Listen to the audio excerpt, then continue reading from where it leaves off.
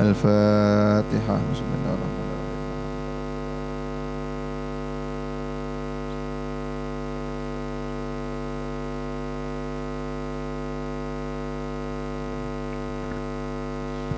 بسم الله الرحمن الرحيم. اللهم إني اهتدت بدرب لا طوله ما شاء الله قفله لا إله إلا الله بابه محمد رسول الله صلى الله عليه وآله وسلم سقفه لا حول ولا قوة إلا بالله العلي العظيم.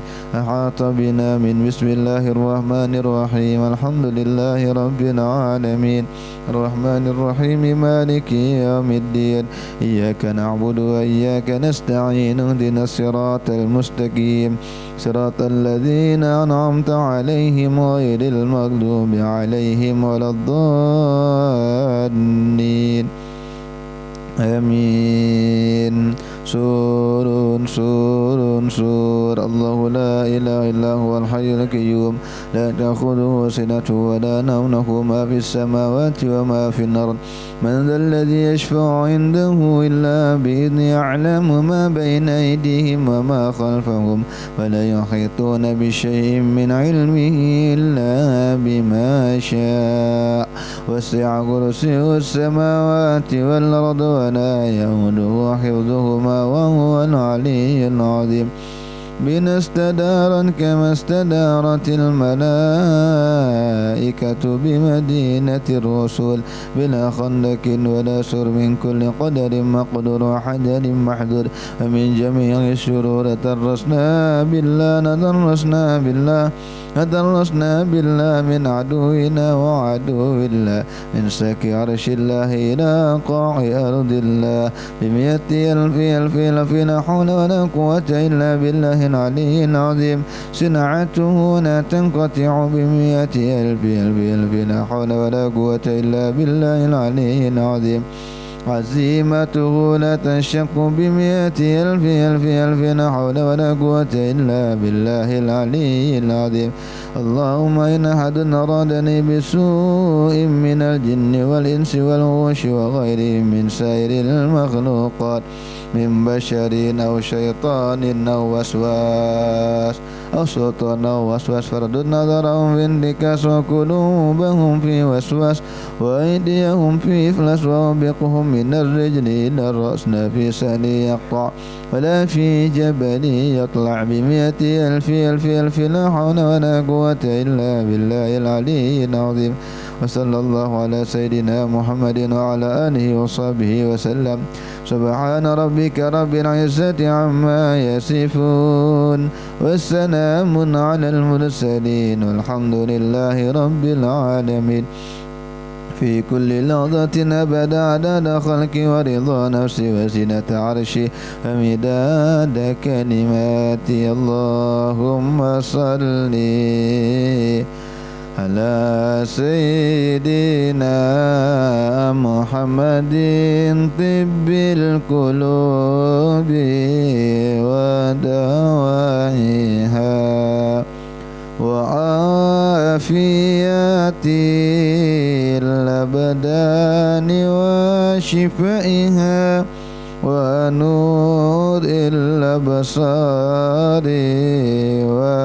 وديائها وعلى آله وصحبه وسلم.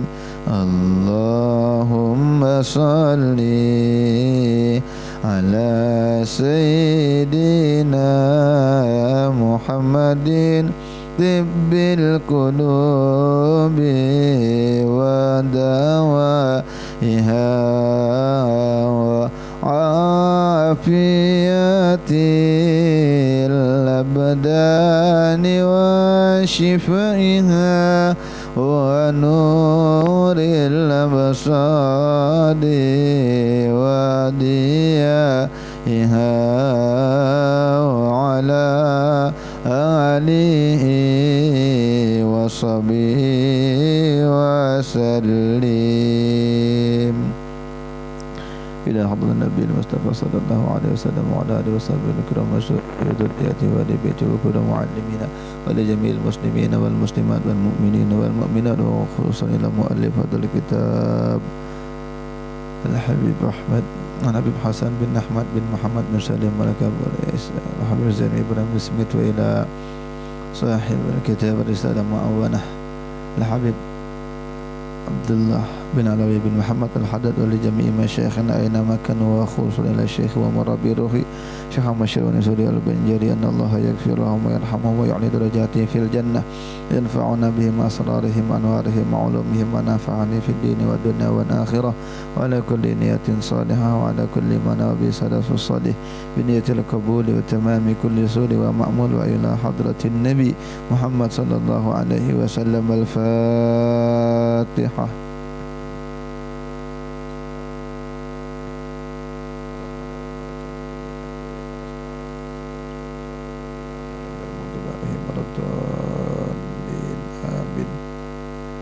Ada yang di luar masukkan, ada banyak orangnya.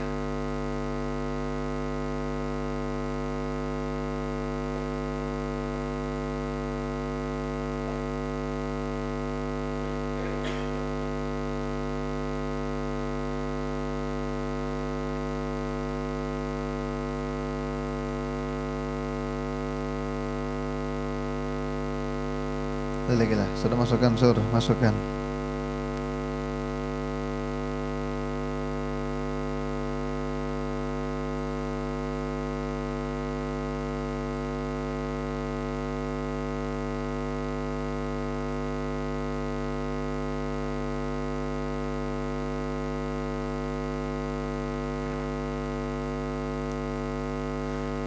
Bismillahirrahmanirrahim. Qala al-muallif rahimahullahu ta'ala wa nafa'ana bihi wa bi'ulumihi fid dharaini amin. Al-libas, pembahasan tentang pakaian. Ma yajuzu lubsuhu wa ma la yajuz, apa saja yang dibolehkan dipakai dan apa saja yang tidak diperbolehkan. Al-aslu fihi qauluhu ta'ala ya bani Adam qad anzalna alaikum libasan yuwari sawatikum. Wahai anak manusia, anak Adam, kami sudah turunkan kepada kalian pakaian untuk menutupi kemaluan kalian, yang buruk di antara kalian. Hukum memakai pakaian boleh, apapun dari jenis apapun boleh, kecuali min ayyi syai'in ghaira dhahabi wal fiddati wal harir. Al-fiddati wal harir. Tidak boleh memakai pakaian yang terbuat dari emas, perak dan sutra. Jadi perabot pakaian itu bukan bajunya, pakaian tuh ya semuanya, piring, perhiasan, asalnya kayak casing HP dan lain sebagainya. Semua boleh dipakai bahannya kecuali emas, perak dan sutra. Fayuhramu lubsuhunna lirrijali lighairi hajatin. Tidak boleh memakainya itu tapi untuk laki-laki kalau tanpa hajat. Kalaunya perempuan boleh aja. Kalau perempuan boleh aja, cuma yang normal-normal aja. Kalaunya sampai berat tangan sebelah daripada sebelahnya, lalu apabila ngambil nasi berbunyi cek ya. Apabila pas undangan bertampil-tampil yang sengaja nang gitu, itu kada boleh juga, biarpun emas tuh halal buat perempuan. Tapi kalau untuk saling berbangga-bangga, berpakai pakaian, bersombong-sombongan, lalu ketika sudah pengantin keluaran semua emasnya, wah sampai ke siku. Nah itu kurang baik, kada boleh. Nah, tapi kalau sewajarnya saja, maka boleh-boleh aja, sewajarnya aja. Ya. Kalau laki-laki kada boleh sama sekali, kecuali ada hajat. Apa hajatnya? Karena akan disebutkan.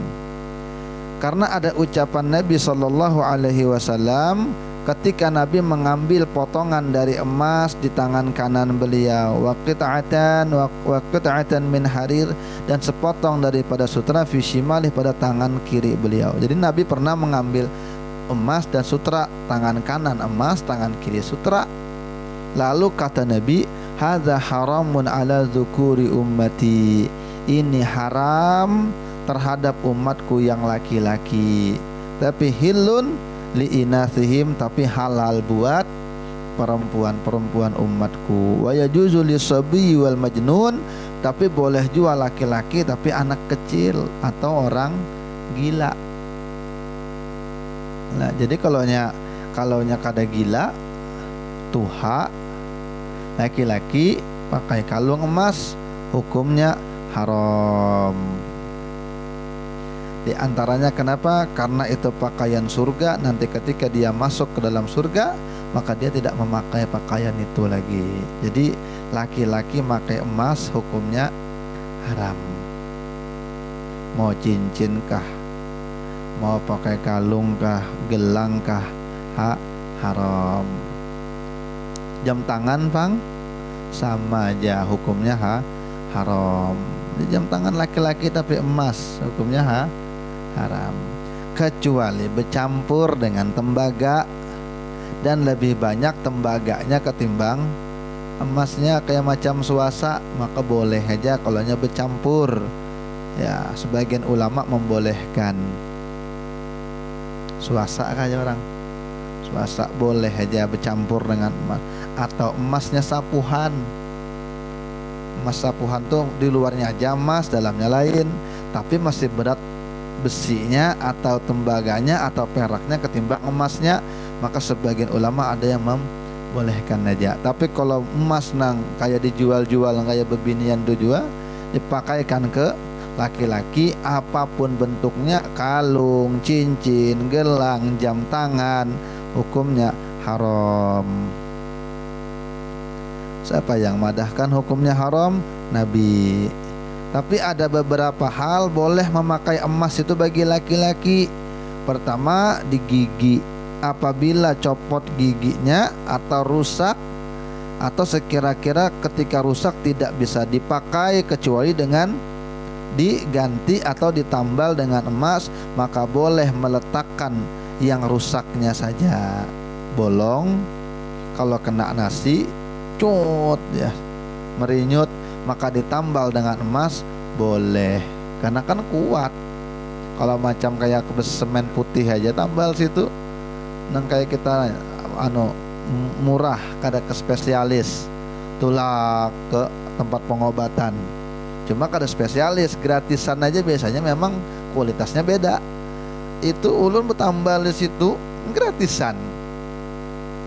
Berapa bulan, paling sampai setahun, rupuy, lepas, itunya hancur.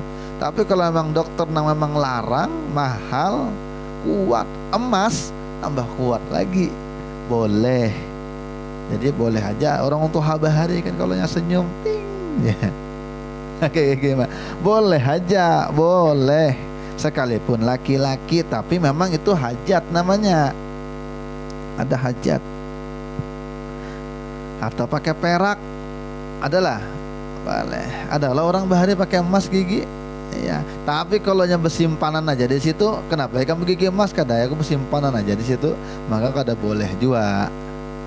Ini sekedar untuk menambal, untuk kada kuat gitu. Kalau kada dikasih emas, maka dilapis supaya kuat menggigit, maka boleh. Nah, tapi kalau sekedar gigi palsu, gigi emas berataan, tidak boleh juga, kada boleh. Yang kedua, kapan lagi boleh emas itu dipakai? Al-unmulah, ketika dipakai di ujung-ujung jari. Kuku ini rusak, tembel dengan emas, boleh, kecuali jempol. Cuma itu jarang terjadi. Yang ada juga nih al-anfu, hidung. Nah itu pernah kejadian ketika di zaman Nabi, disuruh hadi sarankan pakai ini aja Nabi. Kalau kada hilap belum baca tuh, pakai perak aja. Nih orang nih perang, ketika perang kena tebas di hidung, jadi rungkang sedikit, cuil. Jadi ditambal dengan ya Nabi pakai perak aja. Ternyata pakai perak mungkin kulit orang tuh atau daging tuh kada cocok. Akhirnya mulai beburuk dan Nabi kada cocok juga, jadi diganti dengan disuruh kada apa pakai emas. Nah makanya kata ulama boleh menambal hidung pakai emas nih tulangnya nih. Tapi kalau bersuntik silikon kada boleh kalau bebinian. Tapi kalau memang apabila untuk memperbaiki boleh. Nah, jadi merubah-rubah nang ada di muka itu juga hukumnya boleh kalau tujuan memperbaiki. Tapi kalau merubah-rubah itu kada boleh. Operasi muka kada boleh, hukumnya haram. Tapi kalau memperbaiki boleh. Orang itu kasihan bibirnya telipit sedikit, dioperasi boleh, hukumnya boleh. Menambal pakai emas hidungnya cuil boleh. Ada beberapa keadaan juga boleh memakai sutra. Nah, pertama adalah tutupan Ka'bah dan kubur para anbiya, boleh. Ka'bah pakai tutupan pakai sutra. Sutra itu kan kepompong itulah. Ya, jadi di dunia ini ujar Sayyidina Ali, senikmat-nikmatnya makanan tuh madu, manis-manis, tapi tetap aja dari liurnya binatang. Semahal-mahalnya pakaian dunia sutra, tetap aja dari buritnya kepompong. Jadi dunia nih sepaling mahal-mahalnya dari nang keadaan semuanya. Minyak harum paling mahal tuh misik, tetap aja dari burit kijang juga. Coba. Jadi akhirnya semua dunia yang megah-megahnya terbangun dari yang nang gitu. Madu kan madu dari mulut lah, liur lebah, iyalah, iya kok gitu nah, dari lebah aja liurnya. Pakaian paling bagus sutra, dari kulit-kulitnya kepompong gitu, bang, dari hiraan, dari injayannya, dari ininya. Apalagi yang paling harum, minyak harum, paling parfum termahal, iya kak, misik dari burit kijang, dari pantatnya minyaknya tuh dah diambil baru diolah, itu paling harum. Jadi di dunia ini yang paling top-topnya tuh ya dari yang kada baik juga. Jadi boleh Ka'bah tuh dikurung pakai sutra, pakai emas bang boleh juga, pakai sulaman emas tuh nah. Kuburnya anbiya boleh. Sebagai ulama membolehkan untuk kuburnya para aulia, kaum sholihin. Nah yang kedua boleh pakai sutra untuk gantungan kunci motor, kunci mobil, lalu pakai kain sedikit, pakai sutra boleh. Atau pakai tutup pedang boleh, tutup pisau boleh, buahan jagal apa hari raya nih. Nah pisaunya kan khusus, dilapisinya pakai sutra boleh. Kalau dijahitkan boleh. Untuk pakai menjahit tasbih boleh juga. Kunci timbangan boleh. Untuk menutup ceret, nutup ini tutudung, lapiknya sutra boleh. Yang kada betul makainya yang kada boleh makai.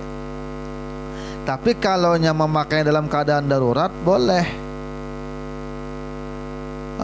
Tiba-tiba api ya, seorang dalam kamar pas lagi kada berpakaian, berdua laki bini, sekali berpakaian loncat, yang ada sutra, rupanya orang tuh berjualan sutra, pakai boleh.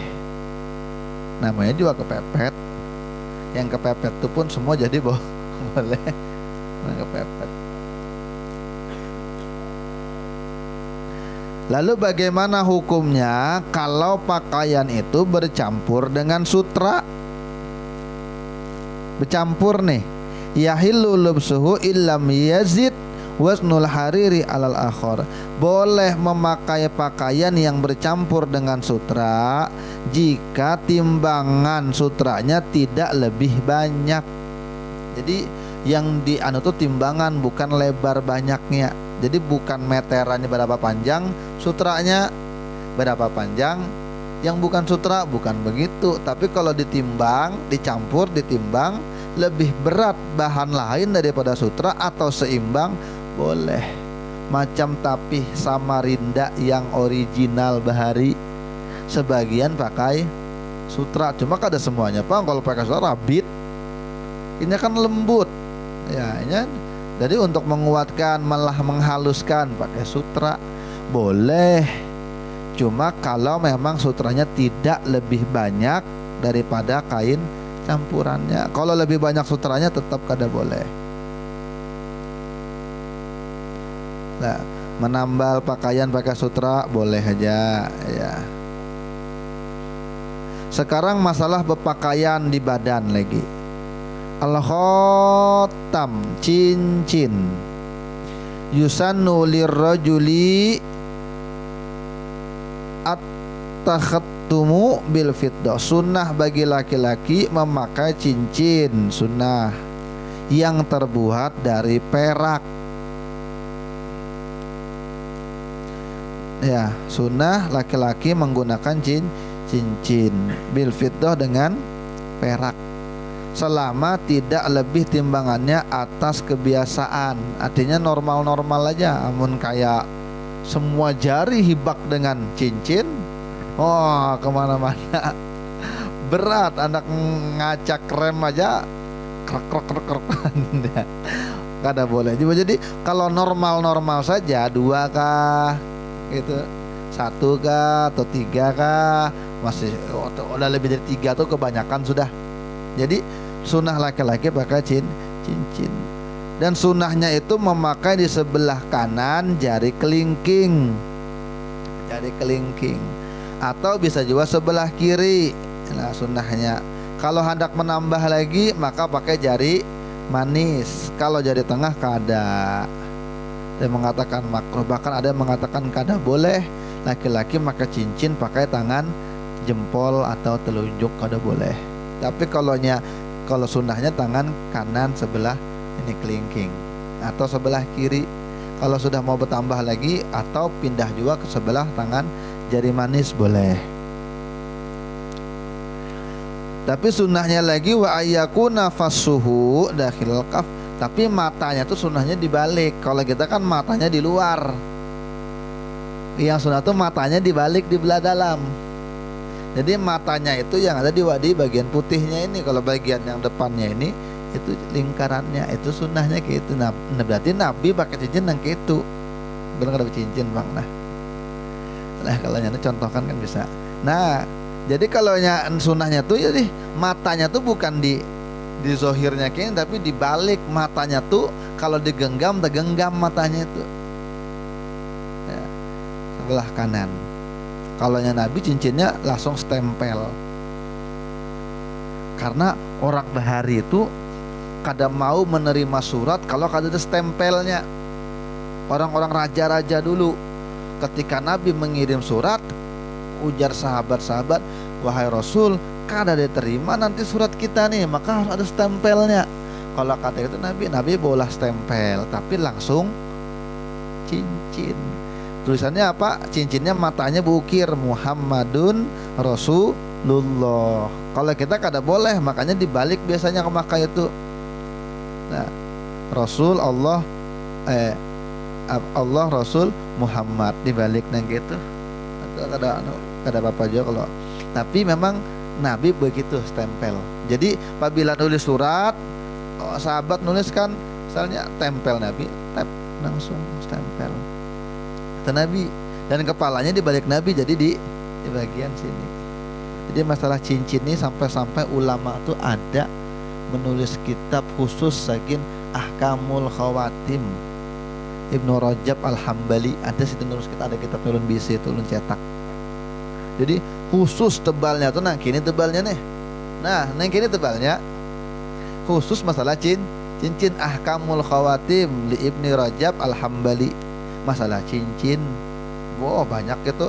Apa hukumnya pakai cincin pakai emas? Apa hukumnya itu ulama berdebat semuanya di situ, dan semua dijabarkan di situ.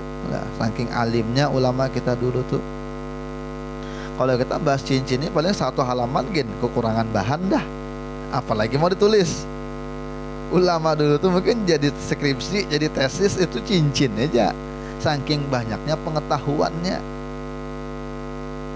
Pintar juga membahas ulama dulu. Dan diharamkan memakai dengan cincin emas, dan dimakruhkan dengan besi. Ini wahyukrahu bil hadid. Ini tulisannya, maka dimakruhkan laki-laki itu memakai cincin yang terbuat dari besi, perak. Nah, ya. Berapa perak kok ini? Berapa? Ada tahu? Ada susah juga. Cincin Nabi itu pernah dalam riwayat Imam An-Nasa'i lah, ujar Ibnu Abbas, ittakhadha Rasulullah sallallahu alaihi wasallam khataman wala bisahu. Nabi itu mau olah cincin. Nabi nih mau olah cincin. Setelah itu Nabi pakai. Mungkin rupanya cincin ini bagus. Nabi ketujuh melihat. Lalu ketika berpandiran dengan sahabat, Nabi ini kada fokus bicara dengan sahabat. Karena melihat sahabat berkesahan, karena sambil dikisahi sahabat, Nabi lihat ke cincin, sahabat lihat ke cincin, jadi kada fokus. Bebaya Nabi sadar nih kada fokus, maka cincin ini summa alqahu, kemudian dibuang oleh Nabi. Ujar Nabi, cincin ini seolah aku kada fokus. Sebentar lihat cincin, sebentar lihat buah nikam ini ya Nabi, maka dibuang dengan Nabi. Ya, Nabi sebentar kulihatin kalian, bentar sambil bicara lihat ke cincin, dibuang. Itu adabnya Nabi ketika bicara, perhatian dengan orang. Makanya memang kita menyelisihi adab Nabi atau kurang beradab ketika ada orang bicara dengan kita, kita sibuk aja dengan HP kita. Oh, kerja orang penting bicara kita, sampai main HP. Kalau Nabi cincin dibuang, kalau kita jangan gitu dulu buang HP. Minimal masukkan dulu, matikan dulu. Cuma kita perlu juga perhatian. Tiba-tiba datang langsung berpandir. Orang tuh bisa aja pakai HP, itu penting. Pakai HP nah lagi bicara dengan orang, lagi chat yang penting. Tiba-tiba dipotong langsung dipandiri, udah kada beradab jar. Orang Nabi aja kalau cincin dibuang Nabi, ini pakai HP, kada mau meherani aku. Kita juga salah tempatnya. Tunggu selesai dulu, baru kita bicara. Lihat dulu. Nah, kalau sudah bicara dengan kita lalunya sambil main HP, ini kurang adab berarti. Nabi nengke itu adabnya Nabi. Nah, cincin itu dicontohkan Nabi. Hari ini orang kadang sibuk dengan HP-nya. Ayo kita meeting, lalu ketemuan di kafe, ketemuan di wadah orang, beelangan, sibuk main HP aja. Reunian dari awal sampai akhir main HP aja, ngobrolnya ndak ada. Makanya bagus juga emang kalau ada acara perkumpulan tuh HP jangan dulu, ada perjanjian jangan main HP dulu, kecuali ada bunyi telepon, tuh bagus tuh. Kenapa? Tujuannya menghidupkan sunnah Nabi. Jadi kada remeh itu masalah besar itu hari ini emang itu. Apalagi orang khutbah, orang ceramah, orang pidato, lalu kita main HP. Nah, kalau bermaulid kita main HP. Lebih indah mana gerang cerita maulid, gak cerita HP kita. Ya, jadi dianggap kurang adab nang itu. Nah, Nabi itu gitu adab Nabi. Bahkan ada tabiin namanya Ibnu Abi Robbah, Imam Atta bin Abi Robbah. Kata Imam Atta, ada dulu orang bicara sama aku, ada seorang bicara dengan aku. Ketika orang tuh bicara dengan aku, udah aku perhatikan, aku dengari baik-baik cerita orang itu. Nah, kayak pokoknya betul-betul perhatian Bang.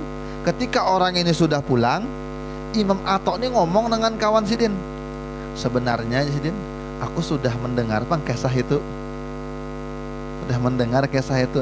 Bahkan mungkin aku sudah dengar sebelum ini dilahirkan, aku sudah dengar. Tapi Imam Atta adabnya tetap dengarkan Sidin. Oh ya kah gitu. Padahal sudah mendengar tuh kisah itu. Kalau kita langsung potong aja lagi, tuduh huluku tahu pada kam. Imam Atta kada gitu. Tapi sahabat pun gitu aja. Ibnu Abbas gitu juga. Kata Ibnu Abbas, teman duduk, teman karibku itu ada 3 haknya yang harus aku penuhi. Kalau dia datang berhadap kepadaku, aku akan perhatian dengan dia. Kalau dia duduk di sampingku, aku akan siapkan tempat duduk yang baik. Kalau dia bicara dengan aku akan dengarkan dengan baik. Itu kata Ibnu Abbas. Tidak mewajibkan kepada diri sendiri lah.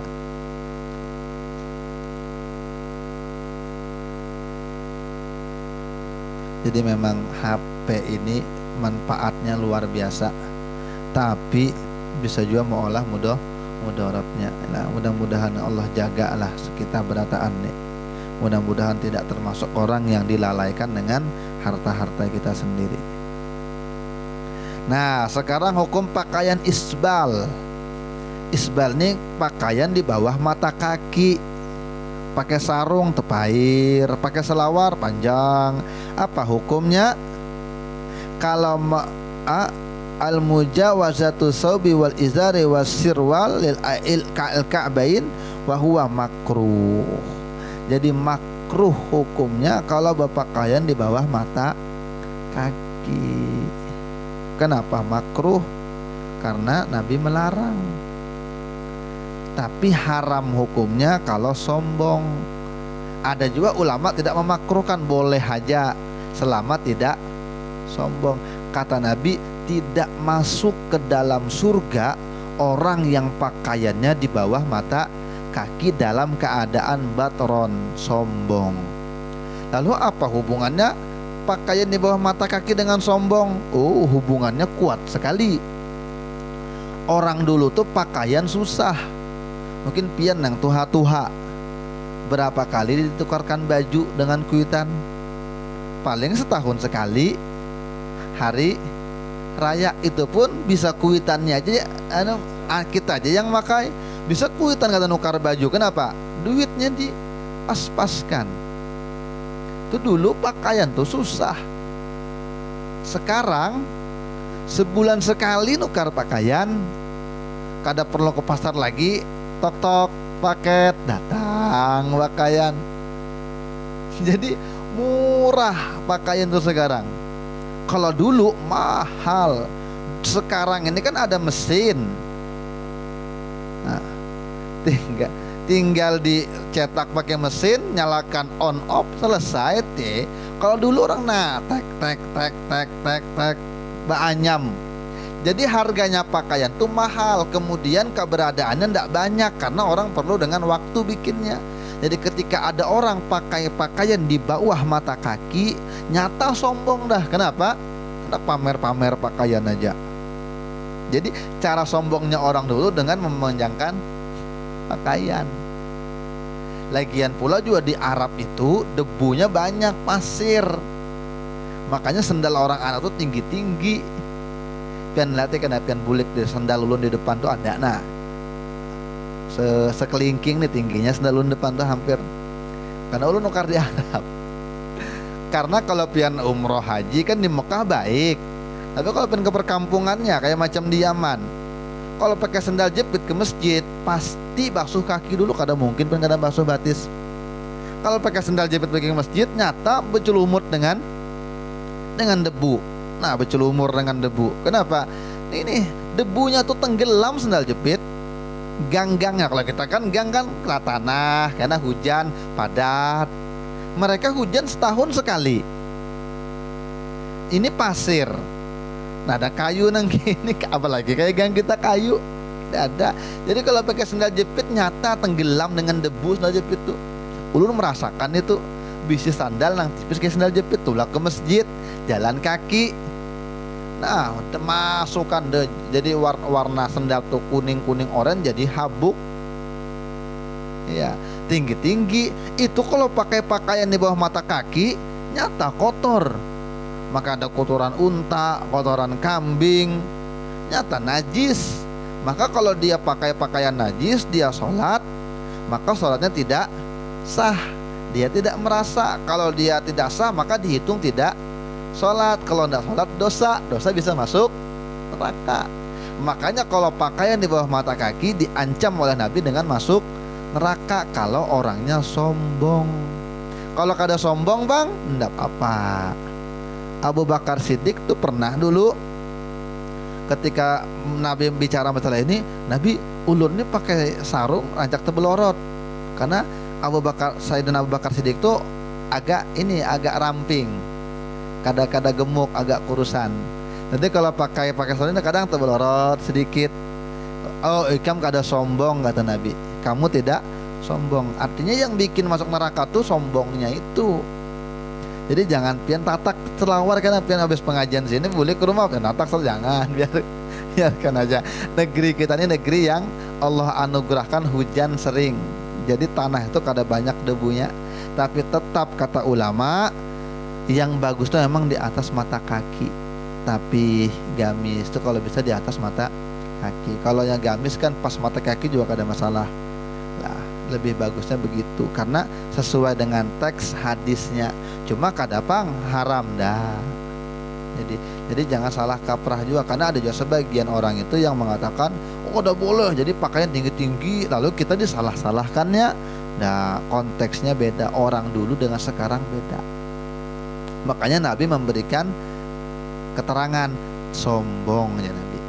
Iya karena orang anakku sombong-sombong ini apa yo sahabat itu kalau kada hilaf Sayyidina Ali kekurangan kain ketika sembahyang jadi berganti ada bukan Sayyidina Ali ada salah seorang sahabat yang bergantian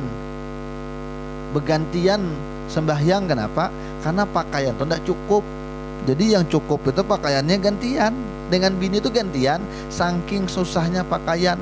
Jadi kalau ada orang itu sampai keluar pakai di bawah mata kaki nyata orang anak pamer-pamer aja. Nah, itu isbal. Sekarang pakaiannya lagi imamah. Ini bolang jadi kita bolang. Yusanu lubsuha li sholati wa li tajammuli. Sunnah memakainya itu untuk sholat dan untuk ini untuk berhias yang betul-betul ada acara pakai. Karena banyak hadis yang menyatakan begitu. Nah, dan disunahkan juga memakai imamah itu ada buntutnya. La tankusu an arba'i asaba'a wa la tazidu ala dhira. Wah buntutnya itu tidak kurang dari 4 jari, tidak lebih dari 1 dhira nih, dhira. Nang kayak lu nih buntutnya. Lebih dari 4 jari. Lebih dari 4 jari. Jangan sampai lebih dari dhira, jangan sampai kurang dari 4 jari dan dikeluarkan buntutnya biarkan dia di antara 2 belikat. Itu cara Nabi pakai imamah. Tapi kita di Indonesia ini adatnya beda. Ini orang Arab rata-rata pakai imamah dulunya. Jadi kalau kita di sini pakai songkok biasa, pian jangan juga melelain keundangan berhias pakai imamah. Jangan ya. Keundangan. Kemana bertasmiyah? Siapa tetangga pakai imamah? Nah, jangan dia. Karena di Indonesia ini budayanya beda. Kalau budaya beda maka mempengaruhi hukum. Makanya Nabi juga melarang jangan kamu berpakaian yang berbeda dengan orang lain. Jangan berpakaian yang beda dengan orang lain sehingga kamu nanti jadi fokus perhatian orang. Makanya sebagian ulama mengatakan di Indonesia imamah ini khusus pakaian buat orang-orang tertentu, nya pendakwah kah, nya hendak berceramah kah, atau nya ulama itu pakaian khusus. Nah, atau santri. Nah, itu dibolehkan aja. Karena memang ini terkenal dengan itunya ya. Apa dalam hadisnya ada ingat dulu. Nah, Nabi pokoknya melarang untuk syuhroh namanya, syuhroh. Kamu jangan pakai pakaian syuhroh. Itu adat lah, adab dalam pakaian apapun, bukan masalah imamah aja, bukan. Imamah sunnah untuk sholat kalau memang udah terbiasa di kampung kita pakai itu. Tapi kalau pian anak sembahyang masjid pakai imamah sunnah juga. Tapi jangan kalau keundangan, dosa. Ke mall, nonton bioskop, dosa. Karena kan disunahkan juga untuk berhias. Hari raya pakai imamah ya. Tapi kalau emang tradisi kita kada makai seperti ini, kemudian kalau pian pakai imamah lalu menjadi sorotan orang banyak, jadi perhatian orang banyak, maka kada usah dulu. Karena menjaga hati itu lebih berat daripada berpakaian. Pakaian semua orang bisa pakai imamah, tapi kada semua orang bisa menjaga hati ketika pakai imamah. Karena dilatih orang karena lain, karena rasa malu iya, rasa sombong iya, rasa tinggi iya. Akhirnya jangan dulu. Makanya adab umumnya kata Nabi jangan pakaian itu belelain. Apa ya belelain ya?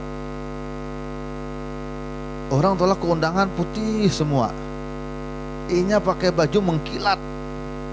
warna emas sorangan. Akhirnya orang melihat kayaknya aja sama tuh. Orang pakaian bagus rapinya, kada pakainya rumbai-rumbai, robek-robek semuanya tuh. Itu pokoknya hindari pakaian yang melayani umat. Hindari. Nabi melarang itu. Nah, makanya di antara adabnya tadi nih, membersamai pakaian setempat. Kalau pakaian orang di situ memang biasa pakai gamis Jumatan. Kalau biasa pakai imamah, pakai imamah. Tapi kalau yang kada biasa pakai gamis, kedati yang pakai gamisnya. Pian pakai gamis sorangan di mana? Di bioskop. Kenapa nih ya? Hendak akhirnya malah dihulu-huluti orang. Jadi sesuaikan dengan tempatnya. Kalau pernah hendak pakai imamah, tidak apa-apa juga. Kalau di rumah sembahyang, mau umpati kaum solihin, mau umpati Nabi, kan pakai imamah.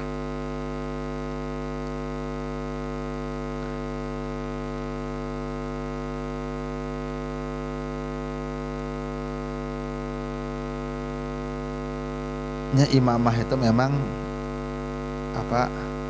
lambang keulamaan. Makanya ulama ketujuh kalau lagi acara pakai imamah, kalau lagi acara besar pakai imamah. Memang lambang keulamaan. Di Arab pun sekarang jarang orang pakai imamah. Kalau orang biasa ada ulama atau penceramah atau yang ngajar gitu. Ini ulunnya kada berlepas dari maghrib dari masjid langsung ke sini. Dan ada sanatnya. Jadi imamah yang ulun pakai ini sanatnya ada, tapi bukan caranya, cuma cara makaikan. Ulun pernah dipakaikan dengan peguruan pernah dipakaikan dengan peguruan, pernah dipakaikan dengan Syekh Yasin Padang, dipakaikan sampai ujung-ujungnya yang imamah yang ijazah ulun dapat itu ujung-ujungnya sahabat Abu Musa Al-Asy'ari. Jadi sahabat Abu Musa pernah makaikan tabi'in pernah makaikan, dan ada catatannya, ada ulun bisi. Jadi guru ulun ke guru sampai ke sahabat Nabi yang mulia Abu Musa Al-Asy'ari, ada catatannya, ada ulun bisi. Itu kita bihamdillah dapat itu. Ada di lemari itu kitabnya, khusus masalah sanad-sanad tuh kumpul di situ.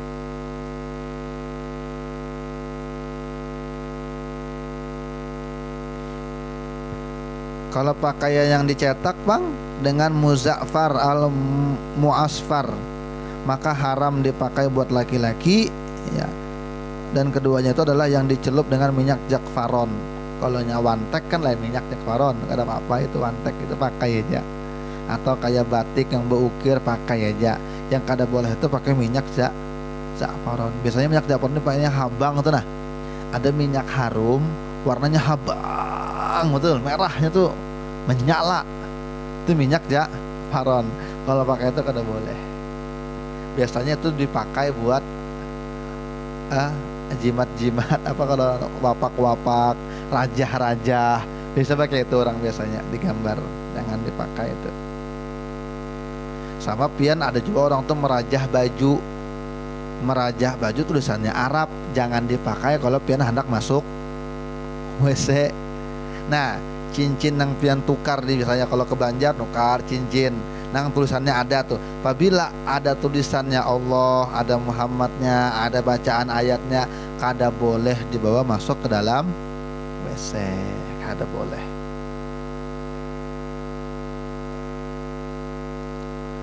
Al-Fatihah. Bismillahirrahmanirrahim. Rabbil alamin arrahmanir rahim maliki yaumiddin. Ihdinas siratal mustaqim siratal ladzina an'amta 'alaihim ghairil maghdubi 'alaihim waladdallin. Amin.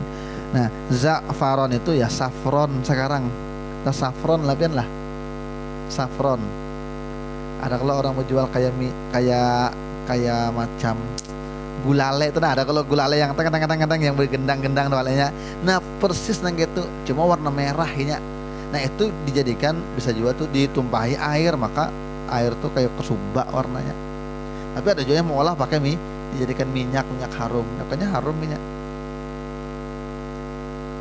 Sedikit kita membaca Imam Haddad nih, telah Mu'awwanah.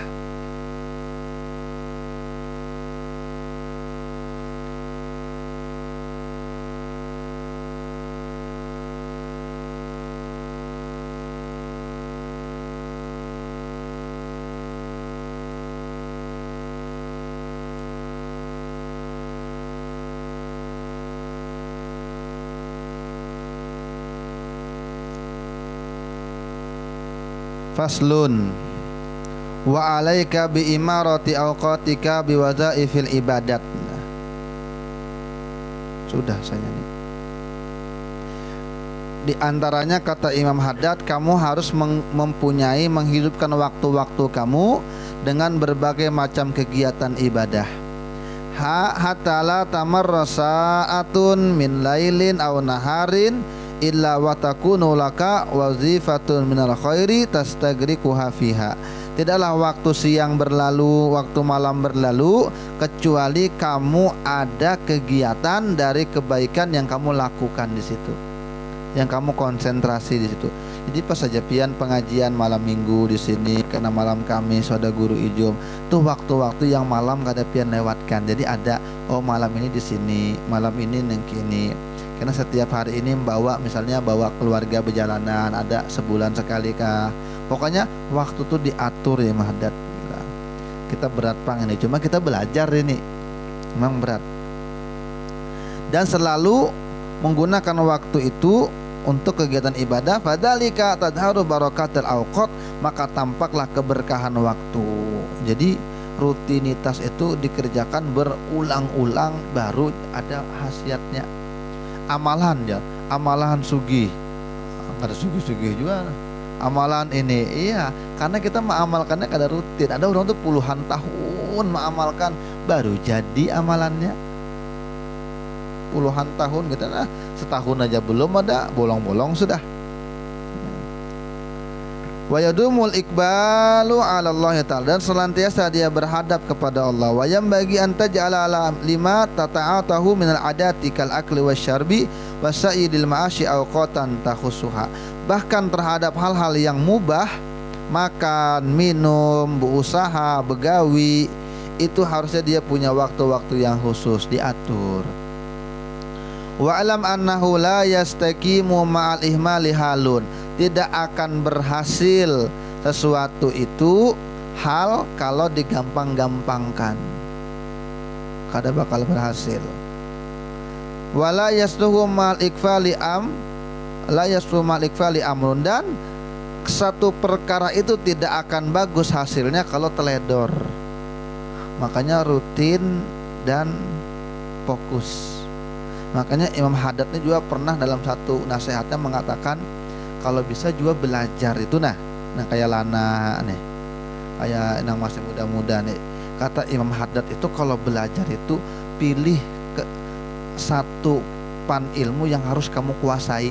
Semua kita belajar fikih, matematika, bahasa Inggris, semua dipelajari kalau anak-anak sekolah itu. Tapi pilihlah satu yang kamu rutinkan, yang kamu pahami baik-baik, sehingga kamu dikatakan sebagai ahli dalam bidang itu satu ya.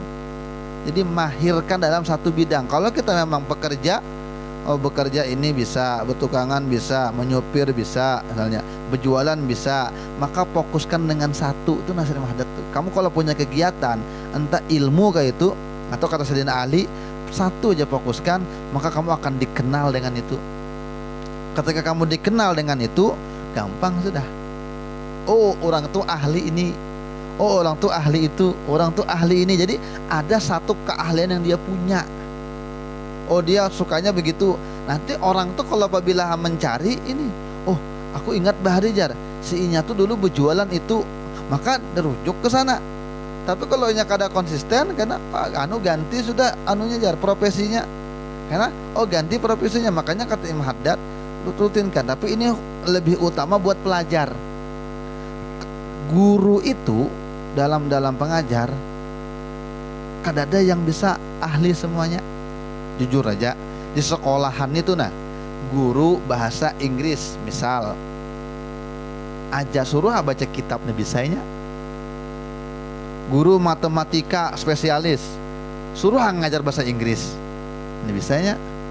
Guru fisika suruh belajar sejarah ngajar, ini bisa. Jadi semua guru ndak ada yang semua. Jadi buat nikam yang masih belajar, kada mungkin nikam paham semuanya, guru aja kada paham semuanya. Maka pilihlah satu yang paling kamu sukai, satu yang paling kamu gemari, maka kuatkan di situ sampai kamu betul-betul menguasai dalami supaya kau menonjol dalam satu pak keilmuan itu. Nanti orang akan tahu kamu ahli ini, kamu ahli ini gitu. Maka semua akan, oh kita mau bicara masalah dakwah, oh itu memang ahli dakwah, memang tiap hari latihan ceramah ya, pandir sorangan di rumah. Maka ketika orang menjadi penceramah dirujuk ke situ gitu. Nah, itu Imam Haddad madahkan yang gitu. Nah semua itu kata beliau tidak akan bagus perbuatan itu kecuali dengan perhatian. Kalau dengan lalai tidak tegak. Makanya kata Imam Hujjatul Islam, kata Imam Ghazali, yang bagi an tuzi'a awqataka, kamu sudah seharusnya mengatur semua waktu kamu. Wa tarattaba awradaka, kamu mengatur semua wirid-wirid kamu susun.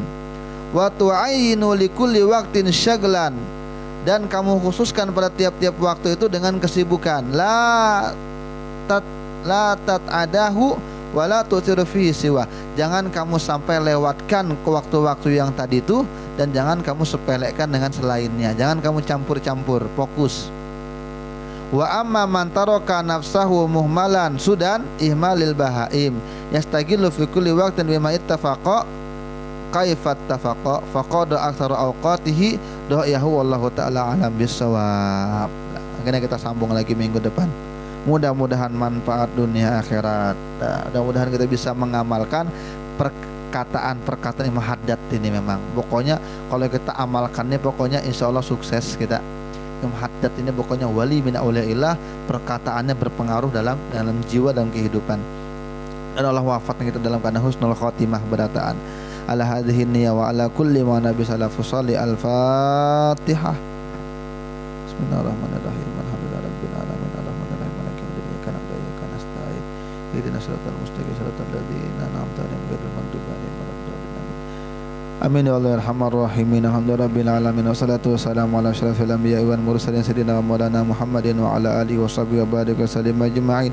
Lamma faqihna fi din wa alina ta'wil wa ja'alna min ahlil ilmi wal amal wa ja'alna min ibadika salihin. Ya Fatah ya Alim iftah alaina futuha wal munuha wa rusukha bil ilmi wal yaqin wa anta khairul fatihin. Lamma sur'uyuba muallimina wa la tuzib barakata ulumihim anna rabbana atina fid dunya hasanah wa fil akhirati hasanah wa qina adzaban nar. Wassallallahu ala sayyidina Muhammadin wa ala alihi wa sahbihi wasallam. Alhamdulillahi rabbil alamin. Taqabbalallahu minkum.